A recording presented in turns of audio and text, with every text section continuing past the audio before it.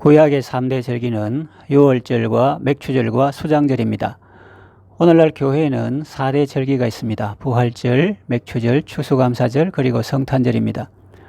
이 모든 절기는 다 우리 구주 예수님과 밀접한 연관이 있습니다.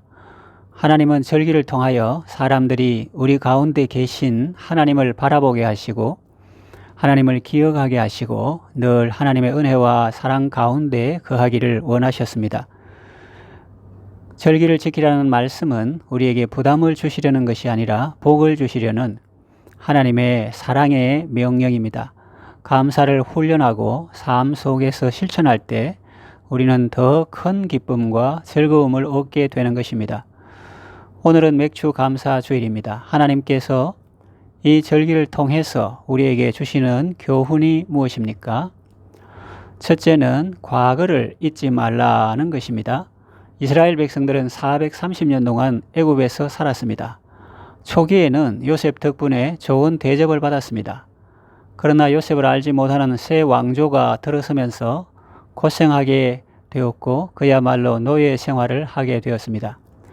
이스라엘 자손이 번성하니 애굽인들은 위기의식을 느꼈습니다. 그래서 이스라엘 자손에게서 남자아이가 나면 나일강에 던져 죽게 했습니다. 이스라엘 백성들은 이처럼 절망과 죽음의 공포에 쌓여 있었는데 하나님의 은혜로 마침내 그 애굽에서 나오게 되었습니다. 또 가나안에 들어가기 전 40년 동안 광야에서의 이스라엘 백성의 생활은 고난의 연속이었습니다. 길이 험했고 대적들의 공격이 있었고 환경이 열악했습니다. 그래서 원망 불평하다가 죽은 사람도 있었고 적들의 유혹에 넘어가 우상숭배하다가 음행하다가 죽은 사람도 있었습니다. 그러나 하나님은 이스라엘 자손을 버리지 않으시고 떠나지도 않으시고 그들과 함께 해주셔서 이스라엘 자손들은 광야를 통과할 수 있었습니다. 드디어 40년 광야 생활을 끝내고 가나안에 들어가게 되었고 지파별로 땅을 분배받았습니다. 그리고 그 땅에 씨를 뿌렸습니다. 어느덧 곡식을 거둘 시기가 되었습니다. 그들은 보리와 밀을 거두었습니다. 그때 그들은 애굽에서 노예 생활하던 자기들을 구원하여 안식을 누리게 해주신 하나님께 감사하지 않을 수 없었습니다. 그래서 그들은 함께 모여서 하나님께 첫 열매를 드리며 하나님의 은혜를 감사하였습니다. 이것이 바로 맥추절입니다. 이스라엘 백성들이 약속의 땅 가나안에 정착하였으나 과거 애굽에서의 노예 생활과 광야 생활 중의 어려움들을 잊지 말라는 것입니다. 사람들은 어려운 과정을 헤쳐나왔어도 현재의 생활이 풍족하면 지난날을 잊어버리기 쉽습니다. 하나님께서는 이스라엘 백성들에게 가나안 정착에 만족하지 말고 과거의 어려움을 거울 삼아 더욱 열심히 살아가기를 바라셨습니다. 신명기 16장 12절을 보면 맥추절을 지키라 라는 하나님의 명령과 아울러 애굽 땅에서 노예 생활하던 때를 기억하라고 명령하고 있습니다.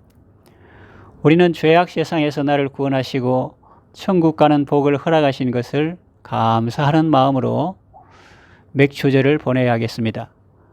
과거에 우리가 어떤 생활을 했다는 것을 잊지 않고 기억하는 것은 매우 중요합니다. 지혜로운 삶은 과거를 기억하는 삶입니다. 그래서 현재를 겸손하게 살아가는 것입니다. 이것이 맥추절의 교훈입니다. 여러분은 예수 믿기 전에 어떻게 사셨습니까? 죄의 종노릇하며 살던 시절을 생각해 보십시오. 얼마나 괴로움과 고통이 많았습니까? 그런데 하나님께서 우리를 불쌍히 여기시고 구원해 주셨습니다. 또 지난 반년을 돌이켜 보십시오. 소망을 가지고 한 해를 출발했습니다. 그동안도 얼마나 많은 위험을 통과하고 갈등을 겪었습니까?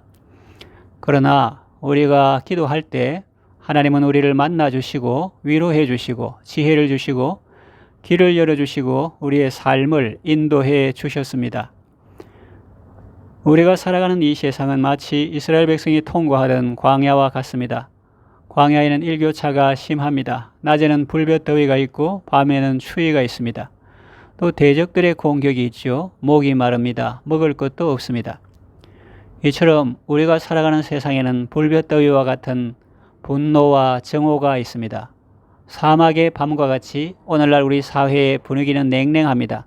생활고를 이기지 못하고 스스로 목숨을 끊은 사람도 있습니다.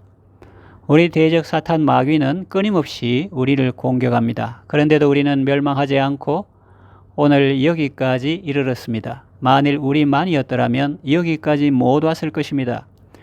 하나님께서 우리와 함께 하시고 모든 위험에서 우리를 건져주시고 도와주셨기 때문에 우리는 여기까지 올 수 있었습니다.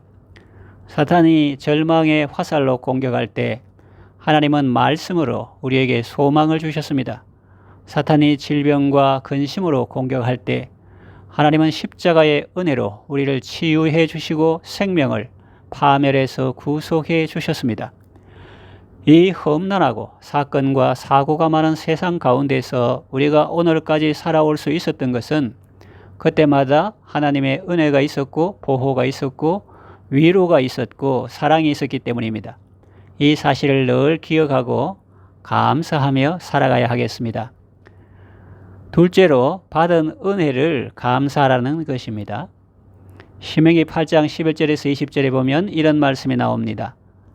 내가 오늘 네게 명하는 여호와의 명령과 법도와 규례를 지키지 아니하고 내 하나님 여호와를 잊어버리지 않도록 삼갈지어다. 네가 먹어서 배부르고 아름다운 집을 짓고 거주하게 되며 또 네 소와 양이 번성하며 네 언금이 정식되며 네 소유가 다 풍부하게 될 때에 내 마음이 교만하여 네 하나님 여호와를 잊어버릴까 염려하노라. 여호와는 너를 애굽 땅 종되었던 집에서 이끌어내시고 너를 인도하여 그 광대하고 위험한 광야 곧 불뱀과 전갈이 있고 물이 없는 간조한 땅을 지나게 하셨으며 또 너를 위하여 단단한 반석에서 물을 내셨으며 내 조상들도 알지 못하던 만나를 광야에서 내게 먹이셨나니 이는 다 너를 낮추시며 너를 시험하사 마침내 내게 복을 주려 하심이었느니라. 그러나 네가 마음에 이르기를 내 능력과 내 손의 힘으로 내가 이 재물을 얻었다 말할 것이라. 내 하나님 여호와를 기억하라. 그가 내게 재물 얻을 능력을 주셨음이라. 이같이 하심은 내 조상들에게 맹세하신 언약을 오늘과 같이 이루려 하심이니라. 네가 만일 이 하나님 여호와를 잊어버리고 다른 신들을 따라 그들을 섬기며 그들에게 절하면 내가 너희에게 증거하노니 너희가 반드시 멸망할 것이라. 여호와께서 너희 앞에서 멸망시키신 민족들 같이 너희도 멸망하리니 이는 너희가 너희 하나님 여호와의 소리를 청종하지 아니함이니라 했습니다. 광야 40년은 기적의 나날들이었습니다. 200만 명이 넘는 사람들이 하루 이틀도 아니고 40년을 광야에서 지내다니 이게 가능한 일입니까? 인간적인 생각으로는 100% 불가능합니다. 먹는 것은 그만두고라도 우선 길을 모릅니다. 그 시대에 내비가 있습니까? 나침판이 있습니까? 그런데 하나님께서 구름 기둥과 불 기둥으로 인도하셨습니다. 또 목이 마릅니다. 그때 하나님께서 반석에서 생수가 콸콸 쏟아져 나오게 하셨습니다. 먹을 것이 없습니다. 하나님께서 만나와 메추라기를 주셨습니다. 대적이 공격합니다. 군대가 있습니까? 무기가 있습니까? 무슨 훈련을 했습니까?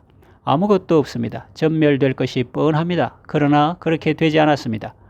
하나님께서 그들에게 승리의 깃발이 되셨기 때문입니다. 그런데 우리는 이 사실을 너무나 쉽게 잊어버리는 것 같습니다. 맥추절의 교훈은 과거에 받은 은혜 또 현재에 받는 은혜를 기억하고 하나님께 감사하라는 것입니다. 오늘 우리들이 이렇게 잘 살게 되고 여유있게 됐다고 자부하게 될 때에 자칫 잘못하면 내가 잘나서 이렇게 되었다고 생각하고 교만하게 될 수 있습니다. 그것이 우리 인간들의 죄악된 본성이죠. 과거를 돌이켜보면 내가 똑똑해서 살아온 것이 아닙니다. 하나님께서 수없는 환난 속에서 나와 함께 하시며 나를 건져주시고 지켜주셨기 때문입니다. 하나님께서 일할 수 있는 직장을 주셨고 하나님께서 일할 수 있는 건강을 주셨고 하나님께서 재물 얻을 능력을 주셨습니다. 하나님은 한없는 은혜와 사랑으로 죽을 수밖에 없는 우리들을 용서함으로 구원을 얻게 하셨습니다. 그러니 하나님을 기억하고 받은 은혜를 감사하라는 것입니다. 요즘 사람들이 비만에서 탈출하기 위하여 많은 노력들을 합니다. 음식 섭취를 줄이기도 하고 운동을 하기도 하고 주사를 맞기도 하고 약을 먹기도 합니다. 우리의 육신을 아름답고 건강하게 만드는 것은 중요합니다. 그러나 그보다 더 중요한 것은 우리의 영혼을 아름답고 건강하게 만드는 것입니다. 우리의 영혼이 비만해지고 교만해지면 신앙생활에 위기가 옵니다. 자기도 힘들고 다른 사람 보기에도 안 좋습니다. 이 위험을 한 방에 탈출하게 하는 비결이 있습니다. 그것은 바로 감사하는 생활입니다. 여러분 잘 보십시오. 어떤 사람의 영혼이 아름답고 건강합니까? 누가 원망 바이러스에 면역이 강합니까? 누가 헉헉거리지 않고 기쁨으로 주의 일을 하고 있습니까? 그는 바로 감사하는 사람일 것입니다. 지금까지 하나님의 사랑과 은혜를 많이 받으셨습니까? 감사하십시오. 더 큰 사랑과 은혜를 받기를 원하십니까? 감사하십시오. 하나님께 감사를 표현하시고 하나님께 받은 사랑을 사람들에게 나누어 주십시오. 그래야 여러분이 안전합니다. 이것이 바로 사람들이 잘 모르는 하늘의 비밀입니다. 사람들은 무조건 모으기만 하고 받기만 하면 제일인 줄 알지만 그것은 비만과 각종 성인병의 지름길입니다. 운동해야 합니다. 섬겨야 합니다. 나누어야 합니다. 베풀어야 합니다. 감사해야 합니다. 성경은 말합니다. 잠언 3장 9절에서 10절 내 재물과 네 소산물의 처음 익은 열매로 여호와를 공경하라. 그래야면 내 창고가 가득히 차고 네 접틀에 새 포도즙이 넘치리라. 잠언 11장 25절 구제를 좋아하는 자는 풍족하여질 것이요 남을 윤택하게 하는 자는 자기도 윤책하여지리라 했습니다. 사람만 보고 땅만 보는 사람은 이 말씀이 도무지 이해가 안 될 것입니다.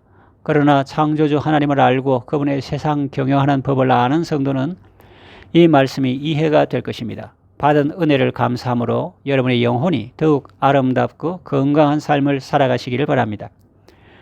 셋째로 더 큰 은혜를 사모하라는 것입니다. 이것은 맥주 감사절의 영적인 교훈입니다. 맥추절을 다른 말로 77절 오순절이라고도 합니다. 성경에 나오는 절기는 다 하나님의 구원 역사와 깊은 연관이 있습니다. 6월절은 세상 죄를 지고 가는 하나님의 어린 양 예수님이 죽으신 것과 연관이 있습니다. 그리고 초실절은 보리를 수확하고 첫 이삭 한 단을 흔들어 하나님께 드리는 절기인데 이것은 예수님께서 죽으시고 다시 살아나사 부활의 첫 열매가 되신 것을 예표합니다. 그로부터 50일 후에는 맥추절인데 이는 성천하신 예수님께서 성령을 보내신 것을 예표합니다. 그날에 드려진 떡 2덩이는 증인 되신 성령님을 나타내죠. 신약의 맥추절인 오순절에 마가요한의 다락방에 성령님께서 임하셨습니다. 그리고 수장절은 천국 창고에 알곡을 모아드리는 재림을 예표하고 있습니다. 맥추절의 영적인 의미는 하나님께서 초대교회에 성령의 충만함을 주신 것에 있습니다. 우리도 성령의 충만함을 받아야 합니다. 성령의 충만함을 받을 때 사탄의 공격에 맞서 싸우고 승리할 수 있습니다. 성령의 충만함을 받으면 환난과 시련 속에서도 낙심하지 아니하고 기뻐하며 감사하며 살아갈 수 있습니다. 성령의 충만함을 받으면 성령의 9가지 열매를 맺고 주님을 닮아갈 수 있습니다. 성령의 충만함을 받으시고 삶 속에서 풍성한 열매를 맺으시기를 바랍니다.